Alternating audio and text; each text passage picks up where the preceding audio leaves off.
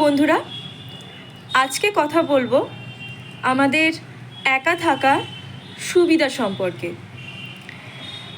10টি সুবিধা আমরা একা থাকলে কি আমরা শিখতে পারি, বা আমাদের একাকিত্ব আমাদের কি শেখায়, বা একাকিত্ব আমাদের জীবনে কতটা প্রয়োজনীয় সেটা সম্পর্কে আমি আজকে 10টি পয়েন্ট আলোচনা করব। তো 1 নম্বর পয়েন্ট হচ্ছে স্বয়ংসম্পূর্ণতা। আপনি সুখ এবং পরিপূর্ণতার জন্য নিজের ওপর নির্ভর করুন, বা নিজের ওপর নির্ভর করতে শিখে যাবেন।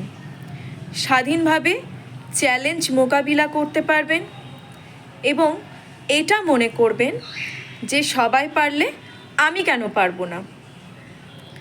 আমি আমার মধ্যে সম্পূর্ণ এবং আমার প্রতিদ্বন্দ্বী আমি নিজে, আর কেউ না। এবং আপনি ব্যক্তিগত লক্ষ্যগুলিতে মনোনিবেশ করতে পারবেন। আরও নিজেকে সময় দিন।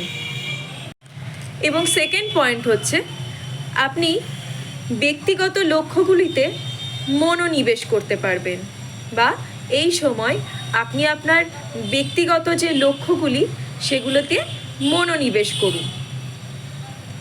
আরও নিজেকে সময় দিন, নিজের গোল তৈরি করুন বিশেষ কোনো ক্ষেত্রে। এবং মনে রাখবেন, ঘোড়া যখন রেস হয় তখন কিন্তু ঘোড়া যাতে তার সমস্ত ফোকাস তার রেসের দিকে করতে পারে, তার জন্য কিন্তু চোখের সাইডগুলো কিন্তু বেঁধে দেওয়া হয়। তো আপনিও কিন্তু সেইভাবে নিজের লক্ষ্যে স্থির হতে পারবেন এবং নিজের লক্ষ্যটিকে ঠিক সেইভাবে স্থির করুন। আর থার্ড যে পয়েন্টটি আমি বলবো সেটি হচ্ছে আরও গভীর আত্মসচেতনতা। একাকিত্ব আমাদের অনেক বেশি ম্যাচিওর বানায় এবং আপনার যে খামতি, দোষ, গুণ, ভালো মন্দ সব কিছুকে আরও ভালোভাবে উপলব্ধি করতে কিন্তু সাহায্য করে।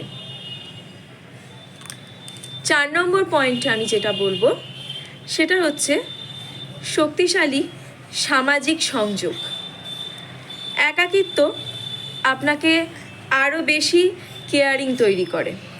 আপনি চারপাশের অন্যান্য সকল মানুষের প্রতি আরও বেশি করে কেয়ারিং হতে শুরু করবেন। আর 5 নম্বর, ব্যক্তিগত স্থানের মূল্য। নিজের এবং অপরের ব্যক্তিগত সময় এবং বাউন্ডারির প্রশংসা কিংবা মূল্যটা আপনি বুঝতে পারবেন। আর 6 নম্বর আমি বলবো সম্পর্কের উচ্চতর মান।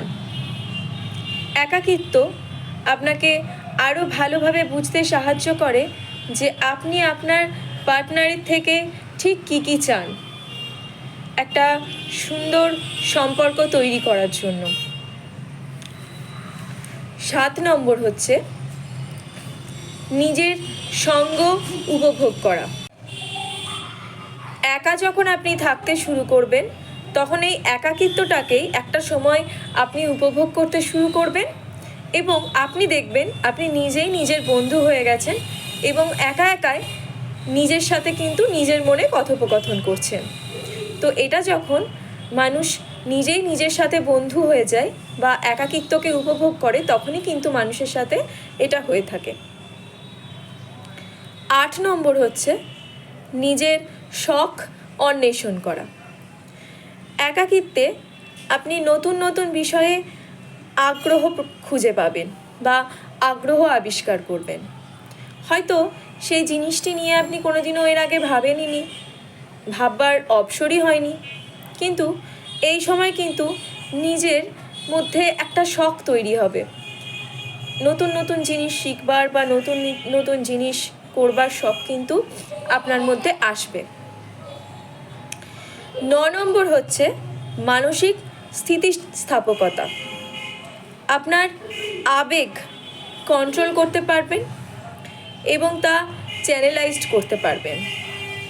এতদিন আপনি যখন একা ছিলেন না, তখন কিন্তু আপনি আপনার ইমোশনটাকে কিন্তু কন্ট্রোল করতে পারতেন না, বা সেটা সঠিক দিকে কিন্তু চ্যানেলাইজড করতে পারতেন না। কিন্তু পরিস্থিতি আপনাকে এতটাই শক্ত করে তুলবে যে আপনি আপনার ইমোশনটাকে কিন্তু ঠিকঠাক গতিতে নিয়ে যেতে পারবেন, বা এক কথায় চ্যানেলাইজড করতে পারবেন। সবশেষ 10 নম্বর পয়েন্ট যেটি আমি বলবো সেটি হচ্ছে বেছে নেওয়ার স্বাধীনতা। আপনার নিজের মধ্যে একটি দৃঢ় মানসিকতা তৈরি হবে। আপনি কিন্তু নিজের মানসিক স্থিতি সেটি কিন্তু অন্যের সামনে কিন্তু সেটি প্রকাশ্যে বলতে পারবেন। সেটি দৃঢ়ভাবে কিন্তু আপনি আপনার পরিস্থিতি বা আপনি কি চাইছেন, আপনার সিদ্ধান্ত সেটি আপনি জানাতে পারবেন। এটি কিন্তু আগে হতো না, কিন্তু এবার থেকে কিন্তু আপনার সাথে এগুলো হতে শুরু করবে। তো বন্ধুরা, এই ছিল আমার আজকের টপিক নিয়ে আলোচনা।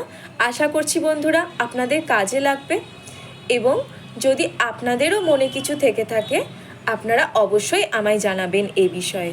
তো আজকের মতো আসি বন্ধুরা, সবাই ভালো থাকবেন।